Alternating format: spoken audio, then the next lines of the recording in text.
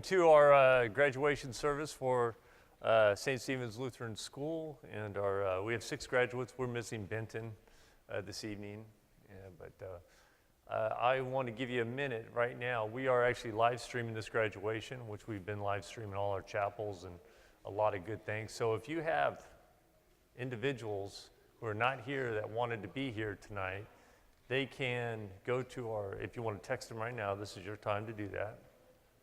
Text them, tell them to get on our YouTube channel, and they will hit this graduation as soon as they get there. So I'll give you a minute to do that.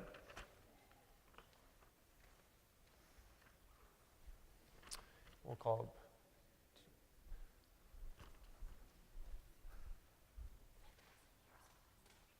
Yes? Mm-hmm. Pastor goes. We'll do it after the teacher comments. As we do every chapel service, every time we come into this sanctuary, the house of the Lord, we always make our beginning in the name of the Father, and of the Son, and of the Holy Spirit. Amen. Let us pray. Thank you, Lord, for the education these students have received, both in the world of academics and in their spiritual development. As you, Lord, are the creator of all wisdom and knowledge, make these students productive citizens of this world and of your kingdom. We thank you for all the support given to them by teachers and parents and grandparents, the support given to our children of our school. Bless all of them so they may continue to take an active role in the development of these students. We thank you, Lord, for St. Stephen's Lutheran School. You have blessed it for over 70 years with your presence, your guidance and direction, and with people who care about a tradition of excellence. Continue to bless our schools so we may continue to be a blessing to our community. We give you thanks, Lord, for this evening of fellowship and celebration. Now be with us, now and be with us always. We pray this in the name of Jesus. Amen. Please stand for our first song.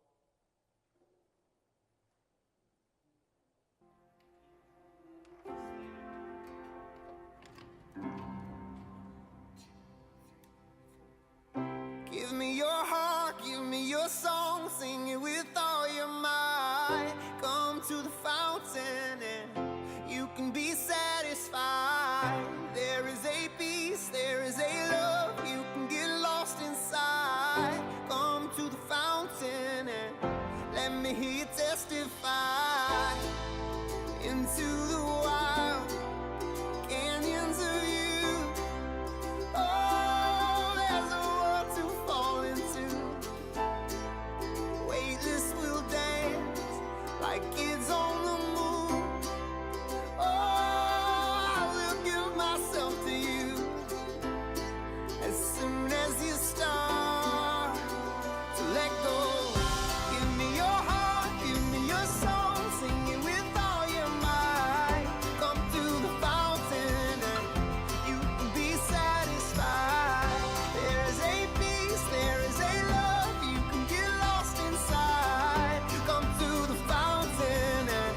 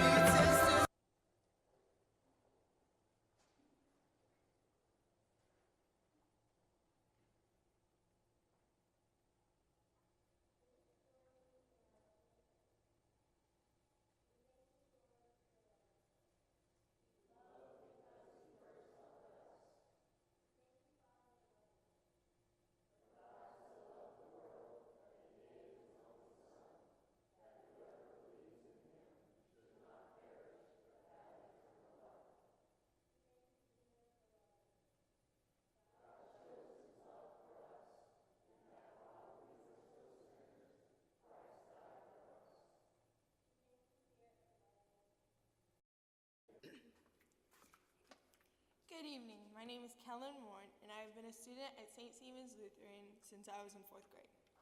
Moving to SSLS was a major change from my previous school, Granite Falls Elementary. First off, the classes are much smaller, which is not totally a bad thing, and it is a totally different atmosphere. When I made the change from public to private, things were tough. I was in a new class with new people, learning things I had never before. I remember Mrs. Eliason always helped me adjust to the new environment. Miss Eliason taught me how to adjust in situations that may be different or new. Our 5th grade year was a fun one. We had Mrs. Butler as our homeroom teacher. I'm sure she would agree with me when I say that we were a rowdy class. We had all these kids who were very talkative. Being calm in situations like these takes a lot of forbearance. Mrs. Butler has shown me patience. When we were disobedient, she would discipline us appropriately. The next day was a blank slate. We always had a second chance with Miss Butler. Miss Butler has taught me to have patience, discipline, and always give everybody a second chance. I thank you for wonderful 4 years. Our 6th grade year was a major change. From the 12 kids we had in 5th grade, we shrank to 5. That year we had Mrs. Coffey. She was a new teacher who had taught us much more material than our previous ELA teacher. We had so much fun together as a class. That year we bonded well. When I walked into Mrs. Coffey's classroom, I never knew what to expect. She always had a new plan for us each day. Mrs. Coffey has taught me to be spontaneous. She has also taught me to think outside the box. She has always had creative projects for us to complete while we are learning simultaneously. I truly thank you for providing us with a wonderful time at SSLS. 7th grade year, we gained our 2 friends, Benton and Reagan. Our small class grew from 5 to 7. That year, we had Mrs. Bennett.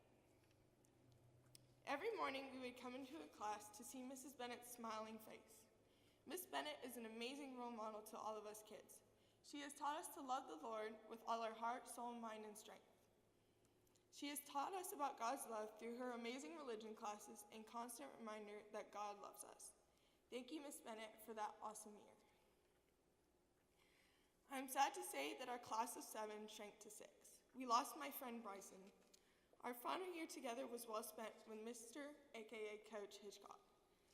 This year was a great bonding year for all of us. Thomas and Benton became best friends, and Nina, Rachel, Reagan, and I became closer as friends.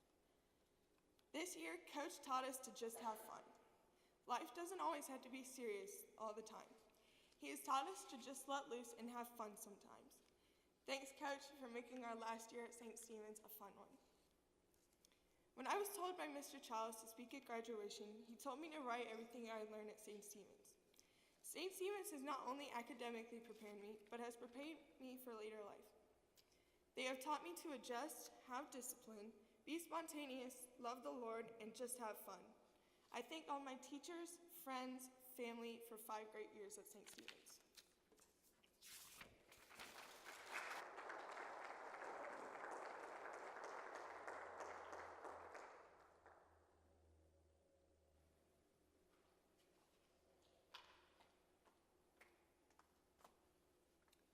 The New Testament Bible reading reminds us to use our gifts God has given us to serve His purpose to shine for Him.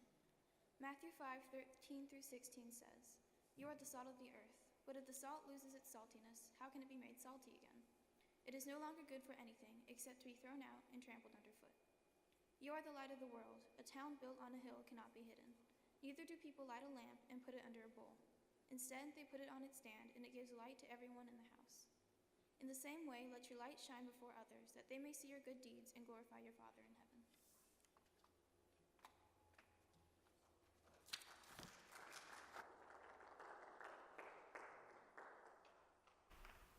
They're clapping because we know you can read. So we can't help but notice that we are few tonight. And I want to speak a minute just to the parents. And a few years ago, there was an exodus in the school.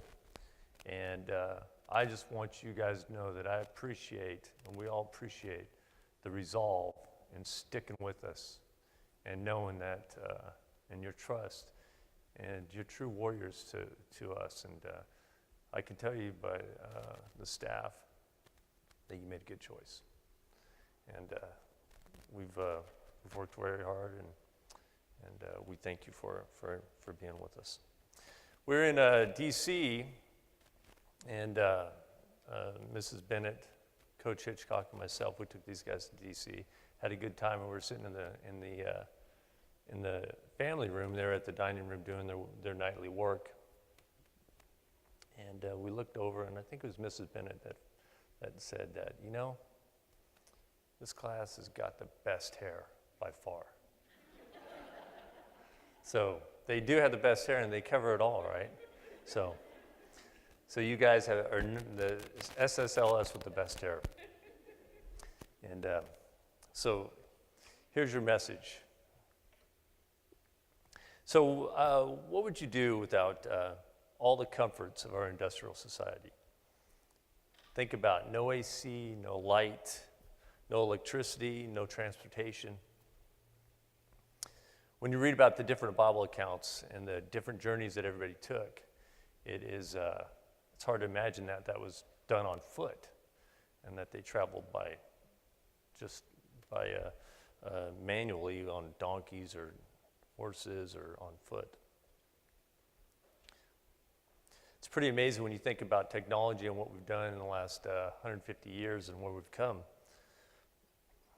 So with all the technology, here's my question for you. Do you feel that you're more prepared than they were 150 years ago? Do you think that all this technology has prepared you more than those in Bible times or even those 150 years were prepared? So your generation, do you know the name of your generation? Not millennials. Our generations are tightening up, but you're known as Generation Z. So I don't know where these names come from, who comes up with these names. Generation Z, it sounds to me like it could be the last generation, or we just ran out of names, I'm not sure. But somehow we came up with Generation Z. So let me tell you about your generation, what they're saying about your generation. Here's a few things. They say you're lazy. They say you're lonely. They say you're obsessed with technology.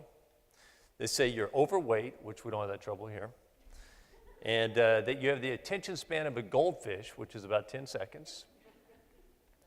And that you're influenced more by what you see on social media, in the screen in your hand, than you are by the people around you in your life. So that's what they say about you. So in reading over this list, do you think that you're more prepared? That your generation is more prepared with all this technology? So our last day in D.C., we stopped off at Mount Vernon. And this is George Washington's home. We know that Washington was our first president, but he didn't get there overnight, right? So his story is an awesome story if you choose to listen to or read about it or study it or whatever. But we're going to start his story off this way and just let you know that his dad died when he was 11, so he was raised without his father. So from there, his older brother was given the task to show George the ropes. And so a big part of his upbringing was the value of hard work, learning the value of hard work. And early on, he saw that he had gifts in mathematics, and so he found a way to use them. So understanding the value of hard work, I want you to really listen to that because it cannot be overstated. This is where God works in your life through hard work, this value of hard work, to hone your gifts and help you figure out what your talents are and the direction that he wants you to go and the glory that you can give to him in service to him. I think about David in the Bible when I hear this, because David faced Goliath, right? And so I can picture David going up to the little creek there, and what did he pick up?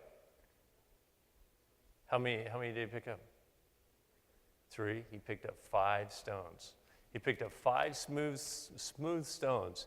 And you can see David looking at these stones and maybe spending a few minutes because he knew the exact size he needed that would fit. in his sling. So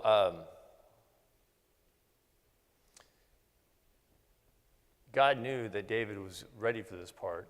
David knew he was ready for this part because, see, God made David a shepherd early on, and so he had practiced his slingshot, and he had worked that slingshot because he had to protect his flock, he had to protect himself, defend himself against animals. And so his king came to him and said, go ahead, take a shot.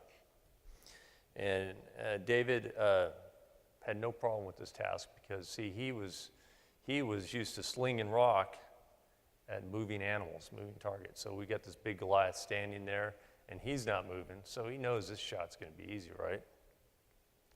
So the king didn't know that, though. In fact, the king said he was only a boy.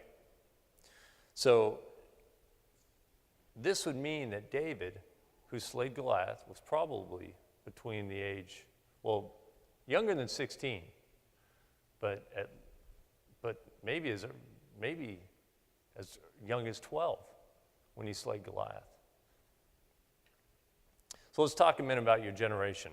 The lazy, lonely, no attention span generation influenced by anything that comes across the screen. Are you ready to be called upon? Now, the adults in this room, can they rely on you to get the job done? Now, here's the thing. That's a question. I mean, this is an 8th grade graduation, right? So this is a question you need to begin to wrestle with. We can enjoy tonight and celebrate tonight, but that's something that you need to begin to wrestle with. Can you be called upon?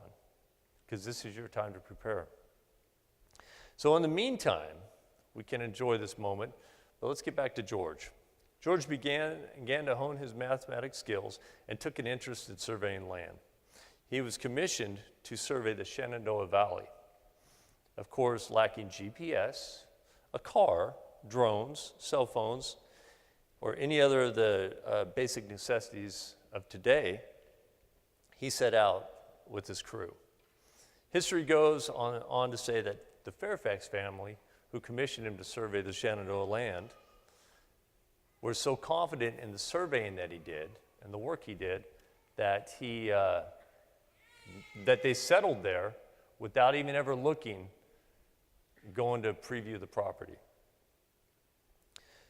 The following year, because of the surveying that George did, he was actually, his name became known, and he became a surveyor for a new county. And he got a job as a surveyor. So here's what I want you to hear from this. Why does that even matter? This is why it matters. You know, we think about all these people behind us doing all these things and what they do in life and the jobs they have. But here you go. The Shenandoah Valley was uncharted, which is the reason he is a surveyor. It was 130 miles away from George Washington's home. And when George left on that commissioning, he was 16 years old. And when he arrived back, a year later, he was given a commission and a team to survey a county, a new county. So George didn't wake up one day and become a surveyor or a president. He had to work at it, just like David in the sling. So here at St. Stephen's, we have challenged you, we have instilled in you the value of hard work. We have strongly encouraged you to do your best. We have held you accountable and helped you see the value of responsibility. The reason we did all this is simple, because in these values, God works to help you find and to hone your gifts to give him glory. So this is what I see sitting here, Generation W for warrior. You are creative, able to think globally, you embrace diversity.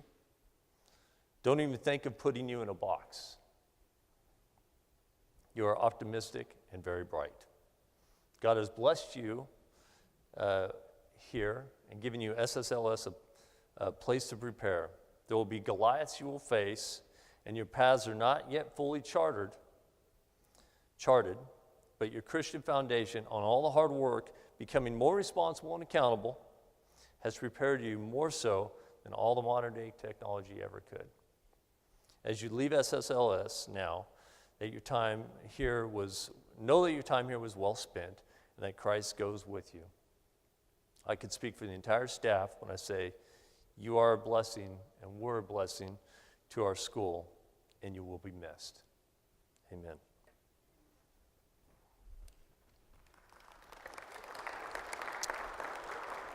We'll now hear from the teachers. Pardon me? Oh, the diplomas are first. I'm sorry. I see that now. I've been told I need glasses.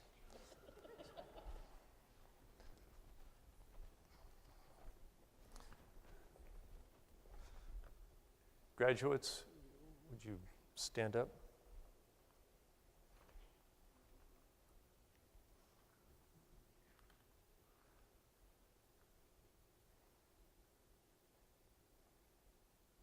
Coach.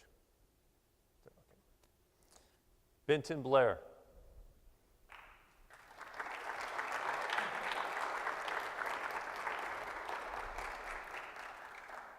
Rachel Little.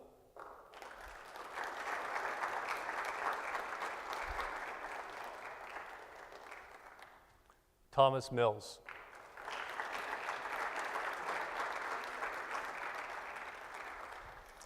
Kellen Morin.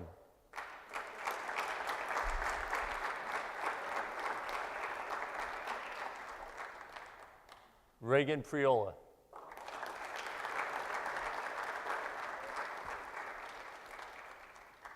And after 3 years, I finally have figured out how to pronounce her last name. Nina Zua.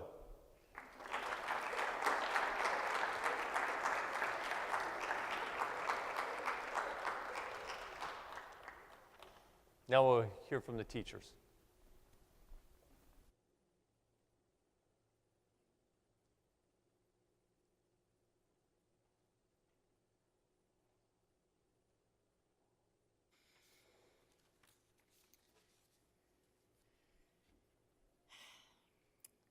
This is hard because I love these 6 kids. I do. I truly, you guys are in my heart. Benton. It's not always easy coming in late, especially in a small community such as SSLS. However, when you arrived, you made friends easily.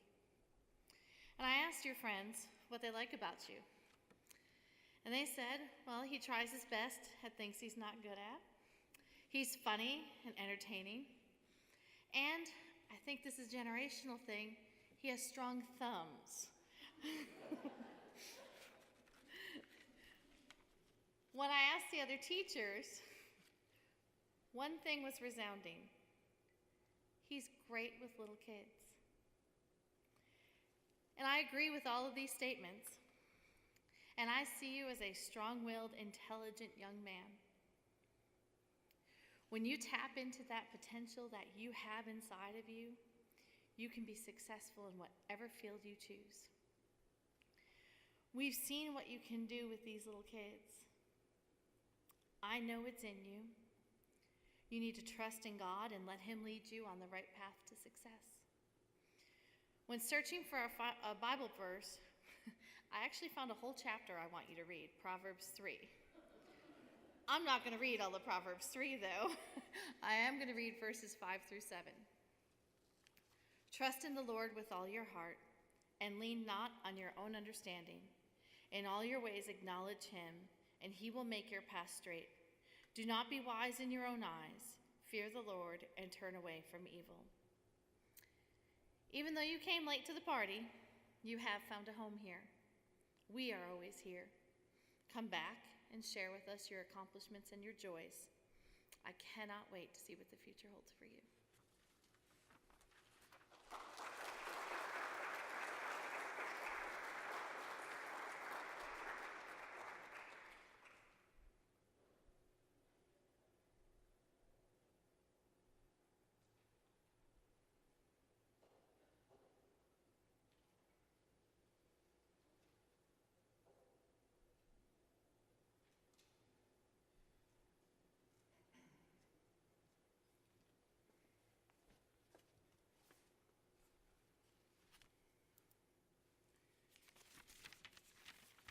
found these glasses in my room. I'm not sure whose they are. You can have them, Mr. Childs, if you need them. All right. I have Rachel Little to read about. I've been privileged to teach and know you for the last 4 years. You've been in my religion class, health class, and PE classes. There are so many adjectives, descriptions of you: kind-hearted, family-oriented, joyful, respectful, polite, humble, fun-loving, happy, laughing, gum-chewing, and precious cargo. You may have heard the precious cargo story. Tommy, her brother, said a few years ago when she was in the 4th or 5th grade, walked to the gym door and said, "Watch her, she's precious cargo." And that is the truth. So Tommy nailed it. So one of the greatest attributes is that you treat everyone equally. One of the greatest compliments I can give you is that you remind me of my father-in-law. You don't look like him. But I never heard him say a negative word about anybody, and I don't think I've ever heard you say a negative word about anybody. You're so much more than capable in all facets of your life. How many people in here know that Rachel swims for CVAC? And you know, how many people know that Rachel has 8 records on the books at CVAC? I didn't know that. She keeps it to herself. It's humbleness. It's awesome. Played volleyball for 1 year at SSLS and earned a co-MVP award, a gifted student with unlimited potential in the classroom. More impressive than these awards is that I don't think anybody at SSLS was aware of the swimming, and you never talk about the things you accomplished. It's humble. You don't have any pride about anything. That's impressive. Your academic potential is great, but you carry it with a grain of salt, and that's not to say you belittle it, but you do your best and you just carry on through life, and that's great. You don't show off. You don't do anything like that. It's a good thing. You're going to excel and do great things, but it does not consume you. I recall hearing you last year, 7th grade year, she somehow got away from him end of the year without taking her CPR test. So I knew she was on the way to the Outer Banks, so I called her dad. I said, "Tom, is Rachel in the car?" He was like, "Yeah, may I speak with her?" "Yeah." I said, "Rachel, give me the steps in an emergency and tell me what you do in the CPR." And she nailed it. So she was ready. She just was ready to go to the beach. All right. Now, Rachel, you were the second girl my son Drew ever slow danced with. The first was his mother. And he was out there at our dance a few weeks ago, and he was nervous. I could see him, and I went by Rachel, and I said, "Go dance with Drew." And they were slow dancing. Then I went over and sat down with all the ladies and parents, and I heard about 100 times, "Look how sweet that girl is. Look how nice." And then she danced with Ben. I think she danced with all the 5th grade boys that night, so they're probably still on cloud 9. All right. Let's see. I got to see the love and sincere affection you have for your preschool buddies at chapel, and the way you held them and the way you cared about them. I could write and speak about you for an hour, another hour, but you're on the right track. My letter is more to the point than this. I kind of wonder when I get up here. You're on the right track. Keep doing what you're doing. Work hard and treat people nicely. These are things you already do. I'm going to miss you next year. I miss you calling me Hitchcock. Now, if a student calls you by your last name, a lot of people would be offended and disrespected, but I knew Rachel did it out of affection. So she didn't call me Coach Hitchcock, Mr. Hitchcock. She just called me Hitchcock. So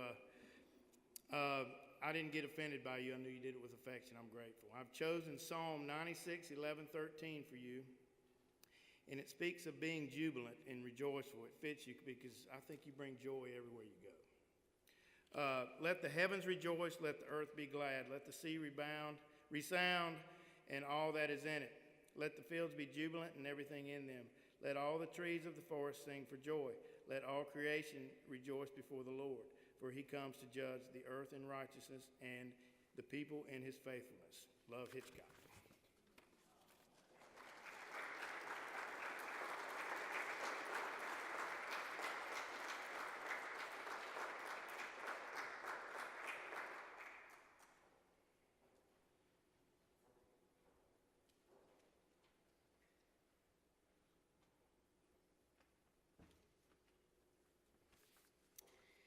Thomas Mills, you first joined our St. Stephen's family in 3rd grade. I remember those golden curls, which I love, and beautiful smile when I could get you to smile. You smile a little more easily now than you did back then. You came into my room as a not very confident 3rd grader, but as I began to get to know you, I realized that you had a strong determination to do things a certain way. This determination did sometimes turn into stubbornness and frustration. Let's just say you turned in quite a few crumpled papers and many with dark pencil marks all over the page. However, you endured and made a lot of progress in 3rd grade, and as I have heard from your middle school teachers, they would say the same. You have continued to use that determination to excel in your academic classes here at St. Stephen's. You also have that same determination as you play sports. Whether you are playing soccer, cross country, golf, tennis, or basketball, you do them all to the best of your ability. As you head to Woodbury Forest next year, away from your support system here in Hickory, your parents and SSLS teachers, don't forget the foundation taught to you here at St. Stephen's. Romans 15, 5-6 says, "May the God who gives endurance and encouragement give you the same attitude of mind toward each other that Christ Jesus had, so that with one mind and one voice you may glorify the God and Father of our Lord Jesus Christ." I pray that you will find a Christ-centered support system in the coming years that will help you keep your determination from turning into stubbornness and frustration, and help you use that determination to glorify God in all that you do, academically and athletically. Congratulations, and may God bless you as you continue your education.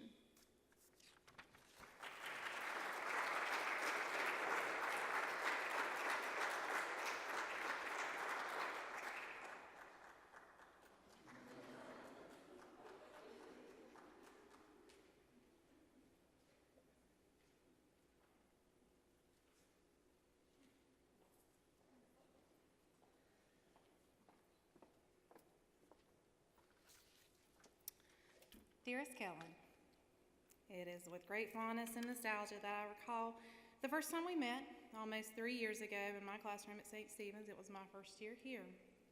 You were so adorable, beautiful, and eager to learn, and I'm happy to say that as we stand here today, those things remain the same. And for that, I am thankful to have been on the journey with you. As I considered what to write about you, I began to think of ways I would characterize you or our relationship, and the same words occurred repeatedly.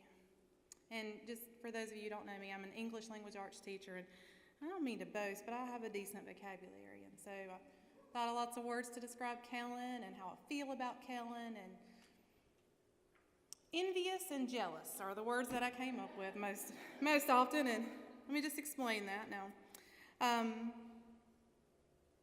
Those words often seem to have a negative connotation, but just listen to me explain. Oftentimes in church and chapel, we discuss the parable of the talents, which, Mr. Childs, I didn't even plan that, on purpose. I didn't know he was going to talk about that, but here we go. We discuss using our gifts to the fullest, and you, my dear Kellen, have a plethora of gifts, hence the jealousy and enviousness that I mentioned just a second ago. Academically, you're superior, you're beautiful, you're athletically agile, and you're tall. And I just threw that one in because, for those of us who aren't, it's kind of a big deal. I mean, that may not seem like some important to some people, but just stand beside me. I mean, literally, you're going to stand beside me, and people are going to see it. And in the words of Atticus Finch, just walk around in my shoes a while. You'll see what it's like to be we. Okay.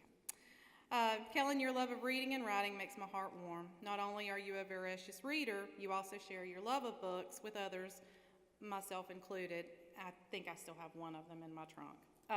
Again, you have the gift of being an excellent reader, and you've shared this talent with others. You're adept at writing both fictional narrative pieces that require more imagination than I have, and yet you can also produce research-based papers on topics that I know are dear to your heart and your beliefs. Again, not only do you produce magnificent works, you volunteer to help others mastering their writing as well. Thomas. You were given a talent, and you've shared that talent with others. In the field of athletics, I consider us kindred souls, not because I was a fabulous basketball star. I was not. They only give you 5 fouls, and that wasn't nearly enough for me. However, you have been given certain physical attributes That goes back to the aforementioned paragraph about the height thing.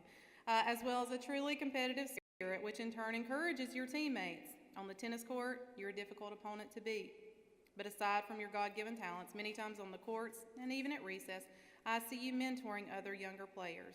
You are given those talents, and you share them with others. Therefore, my verse for you, Kellen, comes from Romans 12, 6 through 8. In His grace, God has given us different gifts for doing certain things well. So if God has given you the ability to prophecy, speak out with as much faith as God has given you. If your gift is serving others, serve them well. If you're a teacher, teach well. If your gift is to encourage others, be encouraging. If it is giving, give generously. If God has given you leadership ability, take the responsibility seriously. And if you have a gift for showing kindness to others, do it gladly. A final thought, Kellen, is that I realize that you're an older sibling to 2 other Morans, and for me, that is great news. I realize that the loving, caring personality you have has been derived from the loving, caring family you have. I see that in your interactions and the way you talk about your family. Continue to be a leader for them as well as others. I will miss you dearly, little kitten, and I expect you to visit often.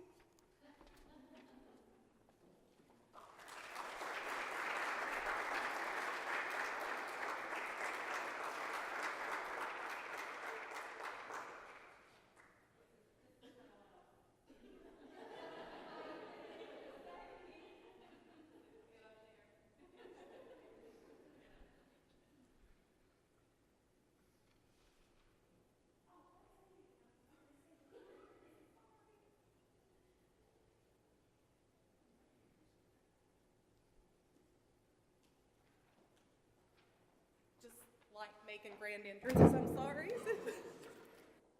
I forgot that I have Reagan as well and you're back to back. And I just want to say that it's not because people didn't want to write about you. I'm just greedy. And so that's why I get to speak about 2 students instead of 1. So here we go. Reagan.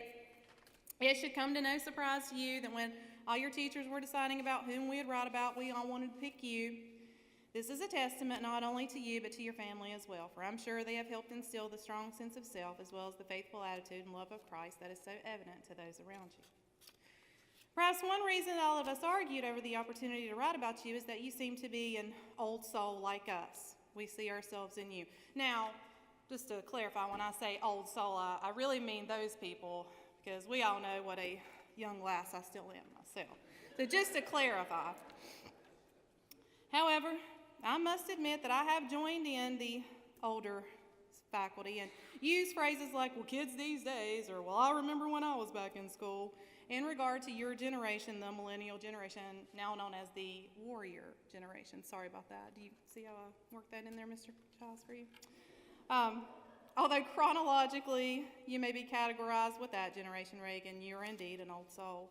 Your strong sense of morality, what's right versus wrong, is evident, as well as your willingness to adhere to and vocalize your beliefs, regardless of whether it is the cool or groovy, if you're a Mr. Hitchcock's generation, gnarly, I'm not sure, generation, whatever term the current generation uses. Your prudent judgment, without being judgmental toward others, displays a level of maturity that's often lacking in others your age. In some aspects, I almost feel guilty accepting any thanks for your success. I said almost guilty. I mean, it's not gonna be absurd or anything. You're the type of student every teacher dreams of. There's no need to push you, Reagan, because you push yourself. There's no need to remind you to do things because you organize and prioritize things that are important to you. There is very little need to critique you because you are your own worst critic. Instead of merely asking what the answer is to a question, you ask the ultimate question, why? Again, those qualities may seem antiquated and are admittedly rarely seen today. In an age where most questions can be Googled, where we strive to make life easier, faster, simpler, I know it must be frustrating to you when others set their bar so low. But remember, Reagan, that is the attitude of this world. C.S. Lewis defined integrity as doing the right thing, even when no one is watching.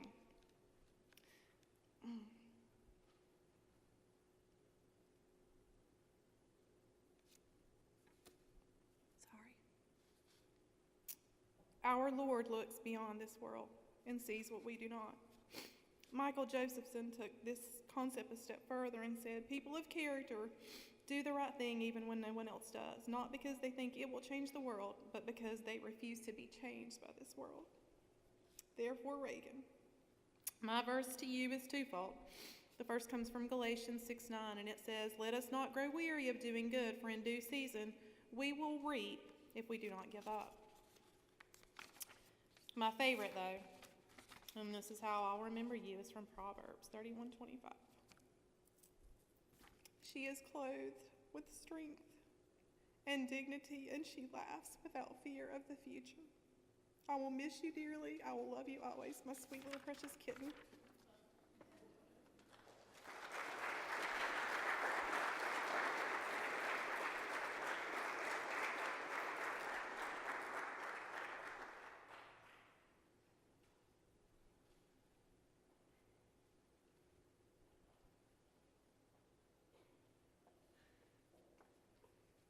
It's a mess up here, guys, just like your lockers.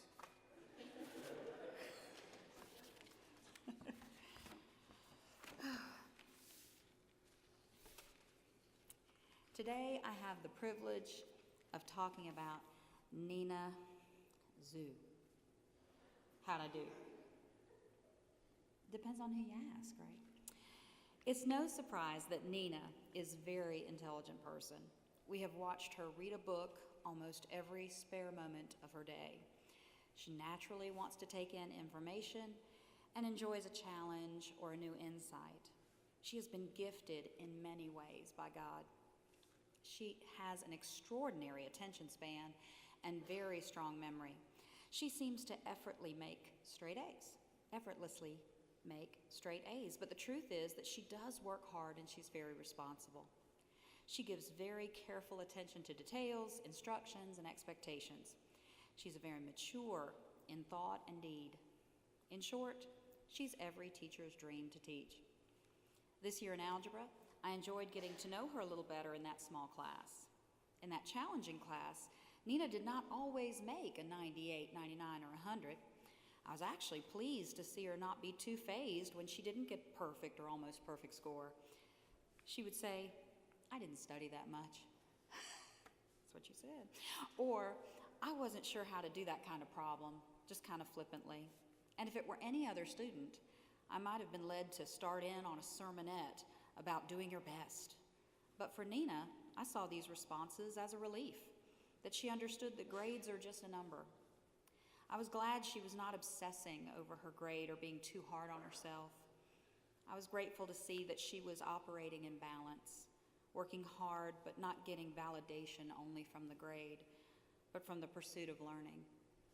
That is a mark of maturity and very unusual in an 8th grader. You may know that this year, algebra class has been scheduled opposite PE, and since Kellen and Nina were the only 2 students in algebra, they assisted the coach with the younger PE classes and worked in the library rather than have PE with just 2 people. Well, Nina was really upset about that. Yeah, not at all, about missing PE. But with some support from her teachers and staff, I think she managed to get over it. If you observe recess, you know that Nina is not the kickball queen and she is not the basketball queen, but she prefers to read her book on the bench. Sometimes we teachers try to get her to play ball, but the truth is we love her for who she is and for her love of learning. She's a joy to teach. In fact, students like Nina are helpful blessings to teachers. Not all students are like Nina, of course. All students are different. We hope for all of our students' success, of course. But Nina is so blessed with a gift that is invisible. She sits in class, quietly doing what's asked of her, but I see that changing as she grows and becomes the leader that I think she's destined to be. Nina, I sincerely hope that you come back and visit us after you leave SSLS. I'm excited to hear back from you because you have been blessed by God to do great and mighty things. He would not have blessed you so generously if this were not true. Don't be afraid of your future. Expect His blessing to continue. Whatever plan He has for you, He's already given you what you need to accomplish it. stay on course and hold tight. And the rest of us look forward to reading about you in the papers. Oh, I mean Twitter. I wish you much love and pray that you balance your knowledge with wisdom by keeping Christ as your guide in your life. And I need you to remember that you can do all things through Christ who strengthens you.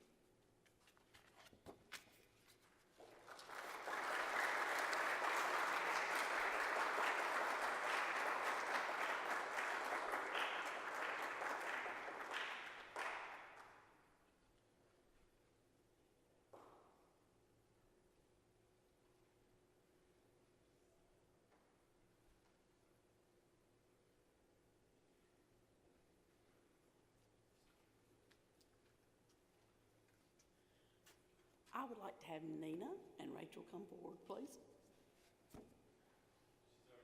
No.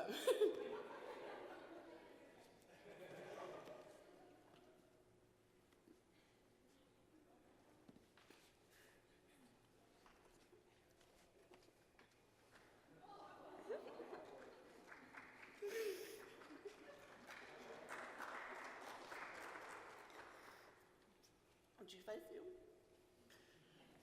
As you've heard tonight, these warriors have been here a very long time. Nina came when she was in the 4-year-old preschool, and Rachel came when she was in the 3-year-old preschool. They were in my kindergarten class, and part of their parent kindergarten folder was everything I learned in kindergarten, that very famous poem. 25 years ago, a man named Robert Fulcum turned that poem into a book, and the staff would like to give each one of you your own copy. We have all written wonderful things in here, messages to you, just so that you can take them with you and remember. Mr. Hitchcock, well, you know, we're not even going to say, but we want you to take these with you to remember how much we love you, how much we treasure you. Take these to learn about life. Nina, you don't have to read it tonight. There's no book report tomorrow. But we just want you to take these and to remember what we meant to us, and we just thank you and your families for being a part of this school and this church for so many years. I'm sure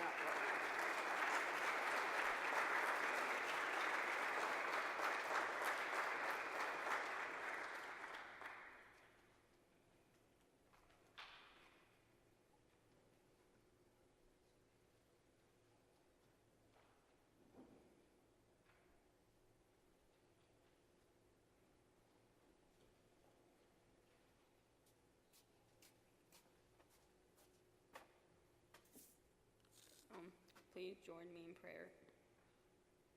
Dear God, thank you for this day. Please be with the 8th graders graduating tonight. Be with them for the rest of their lives so they will follow you. Thank you for everything you've given us. In Jesus' name we pray, amen. Now, fellow graduates, parents, teachers, and family and friends, the Lord bless you and keep you. The Lord make his face to shine upon you and be gracious to you. The Lord lift up his countenance upon you and give you peace. Go in peace and serve the Lord.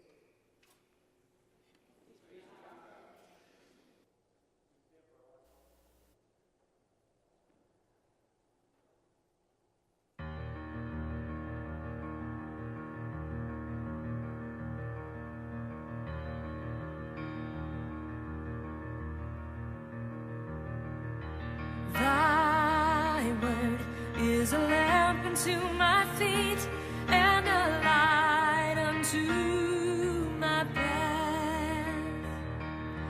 Thy word is a lamp unto my feet and a light unto my path. When I feel afraid and think I've lost my way, still you're there beside me. Nothing will I fear as long as you are near. Please be near me to the end. Thy word is a lamp unto my feet and a light unto my path.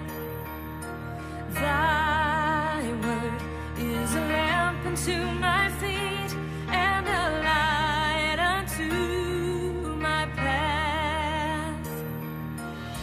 I will not forget your love for me, and yet my heart forever is wandering. Jesus, be my guide and hold me to your side, and I will love you to the end.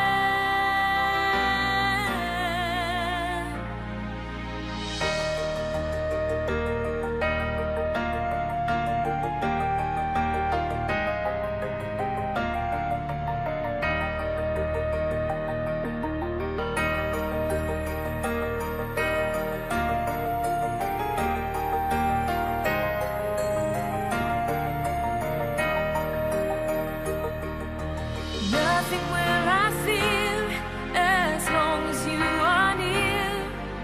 Please be near me to the end. Thy word is a lamp unto my feet and a light unto my path. Thy word is a lamp unto my feet and a light unto my path, and a light unto my path. You're the light unto my path.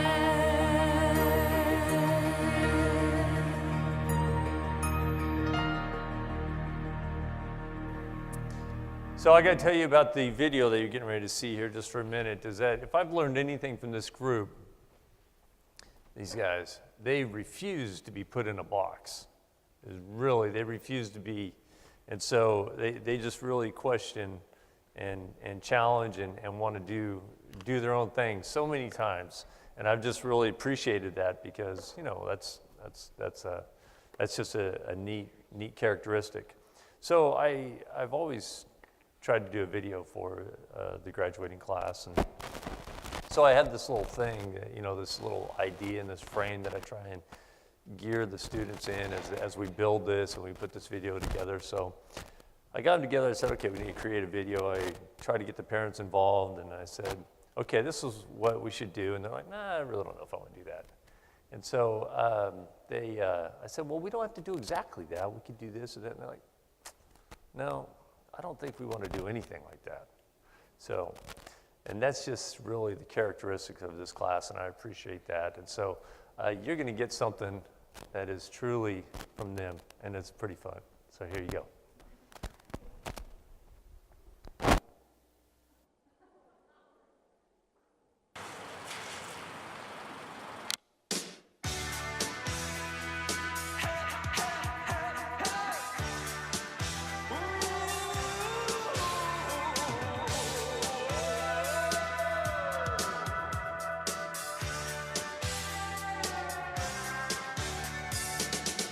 Won't you come see about